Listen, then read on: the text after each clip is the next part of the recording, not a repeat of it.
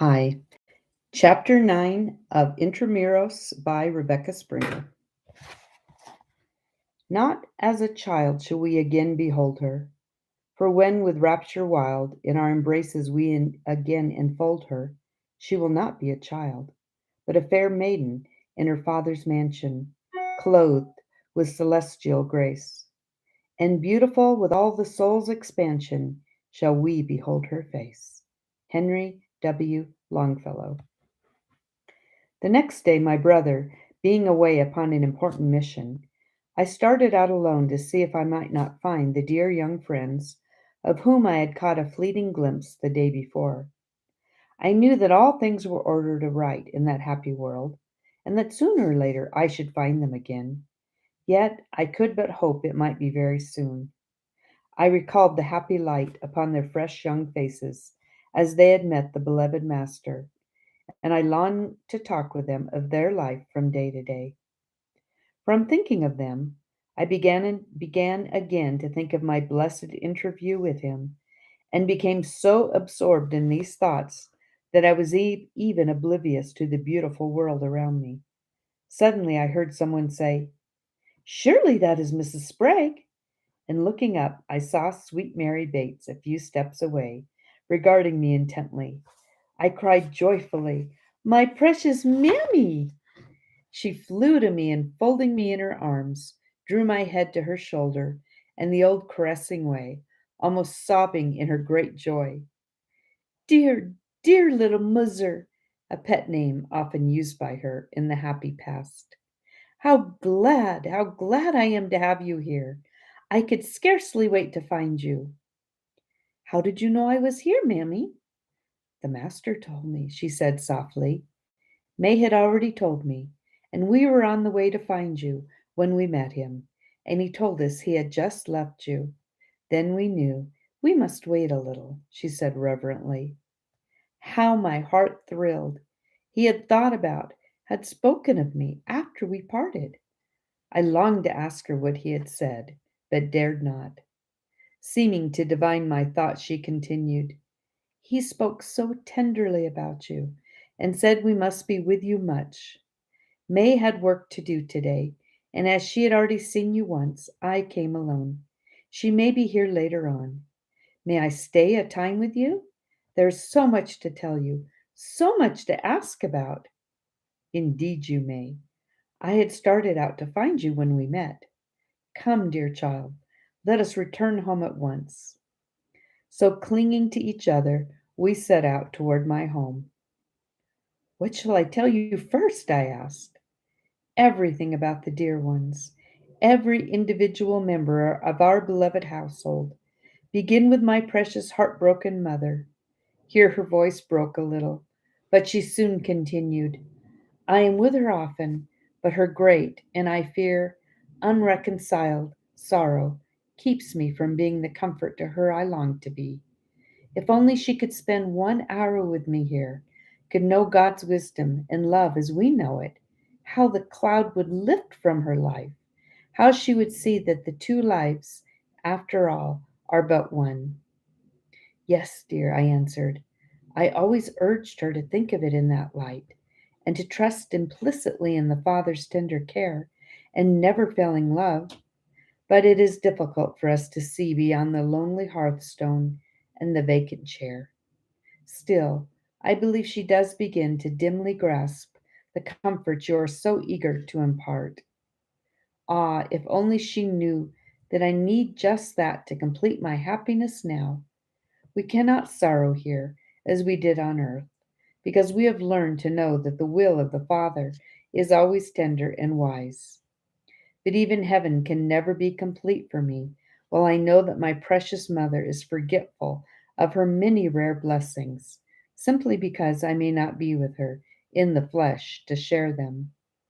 There is my father and the boys. Why, I am as truly hers still as they are. I often sit with them all, with her hand in mine, her arm or my arms about her. My dear little mother! Why must she see me to recognize this? But this is almost complaining, is it not? Some day she will know all. We must be patient. As we walked on slowly, conversing of the earth life, still in many phases so dear to us, she asking eager questions, I answering as best I could, we saw a group of 4 persons, 3 women and a man, standing under the trees a little to one side of the walk. The man's back was toward us, but we at once recognized the master. The women were all strangers, and one of them seemed to have just arrived. Her hand the Savior held as he talked with her, while all were intently listening to his words. We regarded the group in silence as we slowly passed, not hoping for recognition from him at such a time. But just as we were opposite to them, he turned and looked upon us. He did not speak, but oh, that look, so full of tenderness and encouragement and benediction! It lifted us, it bore us upward, it enthralled and exalted us. And as we passed onward, the clasp of our hands tightened, and rapture unspeakable flooded our hearts. We finished our walk in silence, and sat down on the marble steps in the shadow of the overhanging trees. The dear child nestled close against my side, and laid her head upon my shoulder, while I rested my cheek caressingly upon it. After a time I whispered, half to myself, was there ever such a look? Instantly she raised her head, and looking at me said eagerly, you think so too? I was sure you would. It is always just so. If he is too much engaged to speak to you at the time, he just looks at you, and it is as though he had talked a long while with you. Is he not wonderful? Why, why could we not know him on earth as we know him here? How long were you here before you met him? I asked. Oh, that is the wonderful part of it. His was the first face I looked upon after I left the body. I felt bewildered when I first realized that I was free, and I stood for a moment irresolute. Then I saw him standing just beside me, with that same look upon his face. At first I felt timid and half afraid. Then he stretched forth his hand to me and said gently, my child, I have come to take care of you.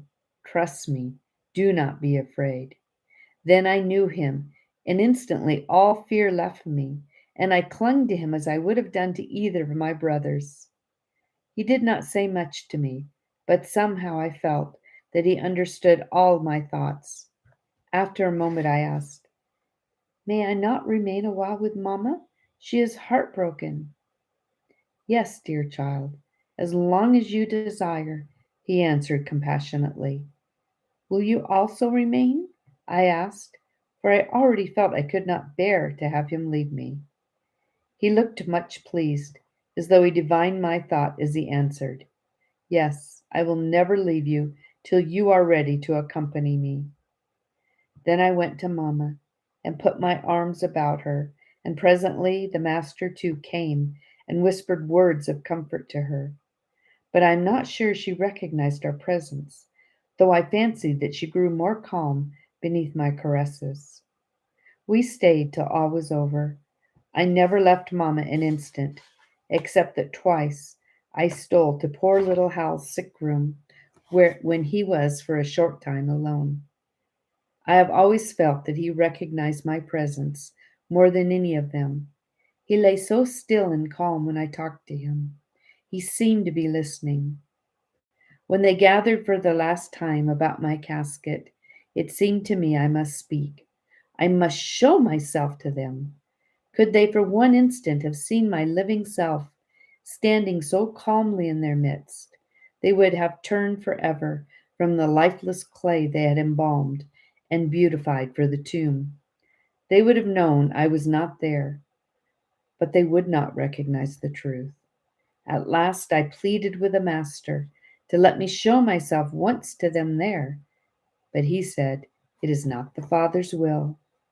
After that I accepted fully the Father's will, and soon thereafter he brought me here in his arms.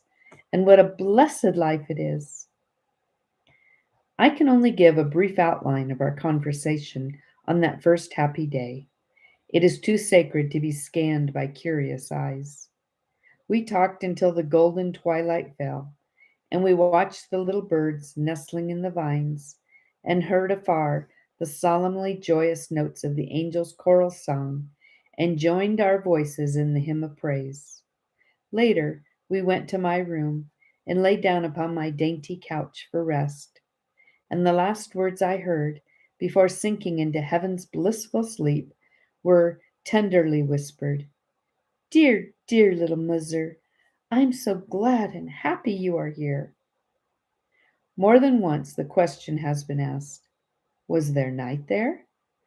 Emphatically no.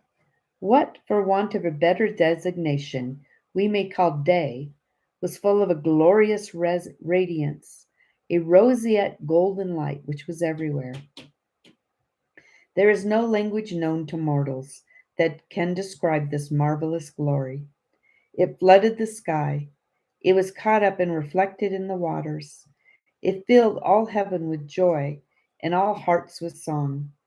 After a period much longer than our longest earthly day, this glory mellowed and softened until it became a glowing twilight full of peace. The children ceased their playing beneath the trees. The little birds nestled among the vines, and all who had been busy in various ways throughout the day sought rest and quiet. But there was no darkness, no dusky shadows even, only a restful softening of the glory. End of chapter 9. Read by Kim Droptiny. Thank you for listening.